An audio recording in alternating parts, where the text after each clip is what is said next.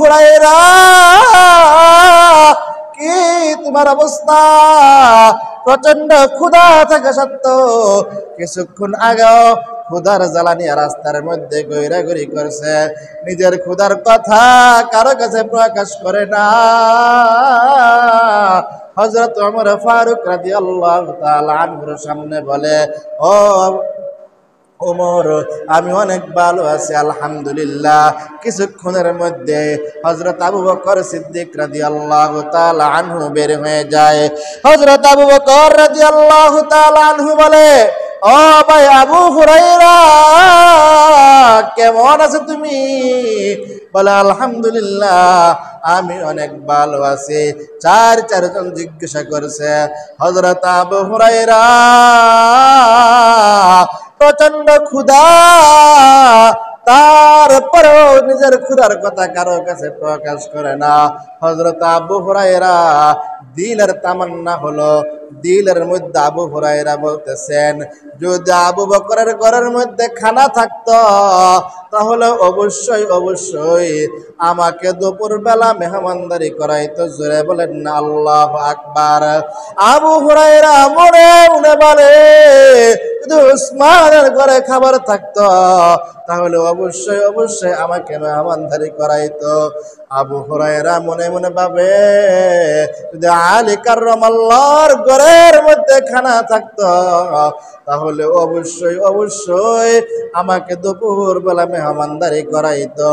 কারণ এই তিনজনের একজনের ঘরের মধ্যে খাবার নাই, এই জন্য আমাকে মেহমানদারির জন্য বলে নাই।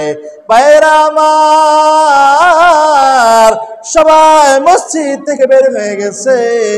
নবী আলাইহিস সালাতু ওয়াস সালামের সামনে গিয়ে পড়ছে। নবী আমার জানতে পারে আবু হুরায়রার চেহারাটা মলিন, পেটের মধ্যে মনে হয় কিছুই নাই। নবী আলাইহিস সালাতু ওয়াস সালাম বলে, ও আবু হুরায়রা, তোমার কি ক্ষুধা লাগছে? তুমি প্রচন্ড ক্ষুধা অবস্থায় আসনি? আবু হুরায়রা ডাক দিয়া বলে, ইয়া রাসূলুল্লাহ, ইয়া হাবিবাল্লাহ, এতক্ষণ পর্যন্ত আমার পেটের মধ্যে অনেক ক্ষুধা ছিল। নবী গো, যখনই আমি আপনার চেহারা মুবারকের দিকে ভালো করে তাকাইলাম, আমার পেটের ক্ষুধা সব মইজা গেছে। জোরে বলেন সুবহানাল্লাহ। ভাইয়েরা আমার, মদিনার শহরের বাজারের শাক ব্যবসায়ী, সে প্রতিদিন ফজরের নামাজ পড়িয়া ওই মসজিদের বারিন্দার বাহির থেকে আল্লাহর পয়গম্বরের চেহারার দিকে তাকাই থাকে। একদিন, 2 দিন, 3 দিন, 1 সপ্তাহ, 2 সপ্তাহ, আল্লাহর পয়গম্বর ওই সাহাবীর দিকে নজর করে। ওই সাহাবীকে ভিতরে ডাকলেন। ভিতরে ডাকার পরে বলে, কি ব্যাপার? বলে, ইয়া রাসূলুল্লাহ, ইয়া হাবিবাল্লাহ, আমি তো একজন সাধারণ শাক ব্যবসায়ী, আমার জীর্ণ শীর্ণ অবস্থা, আমার চেহারা ভালো না, আমার তেমন বংশ মর্যাদাও নাই, আমার কাপড় চোপড় ভালো না, নিম্নমানের একজন ব্যবসায়ী, আপনার সামনে কিভাবে আসি? আল্লাহর পয়গম্বর ডাক দিয়া বলেন, ও সাহাবী, আমি নবীকে মহব্বত করতে কোনো বংশ লাগে না। জোরে বলেন না আল্লাহু আকবার। আমি নবীকে মহব্বত করতে কোনো অর্থ লাগে না। আমি নবীকে মহব্বত করতে কোনো মুফতি মুহাদ্দিস লাগে না। আমি নবীকে মহব্বত করতে কোনো ব্যাংক ম্যানেজ লাগে না। আমি নবীকে মহব্বত করতে কোনো মেল ফ্যাক্টরির মালিক হওয়া লাগে না। আমি নবীকে একজন রিস্কাওয়ালাও মহব্বত করবে, একজন ভ্যানওয়ালাও মহব্বত করবে, একজন চাকরিওয়ালাও মহব্বত করবে, একজন ব্যবসায়ী মহব্বত করবে। আমি নবীকে মহব্বত করার জন্য কোনো কিছুর দরকার নাই।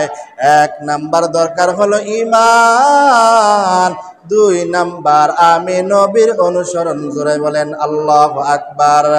আল্লাহর হাবিব হাদিসের মধ্যে বলেন, তারাকতু ফিকুম আমরাইন লান তাদিল্লু মা তামাসসাকতুম বিহিমা, কিতাবাল্লাহ ও সুন্নাতে রাসূল। জোরে বলেন আল্লাহু আকবার।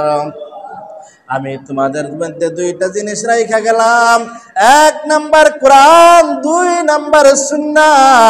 কোরআন ছাড়া শুধু সুন্নাহ মানবা চলবে না, সুন্নাহ ছাড়া শুধু কোরআন মানবা চলবে না। আমি নবীকে মহব্বত করতে হলে, আমি নবীর আদর্শ গ্রহণ করতে হলে অবশ্যই অবশ্যই কোরআন এবং সুন্নাহর দুইটার সংঘর্ষ, দুইটা এরকম ভাবে আঁকড়াইয়া ধরতে হবে। মুহতারাম হাজিরিন, বলতেছিলাম নবীকে মহব্বত করতে গেলে কোনো অর্থের প্রয়োজন নাই।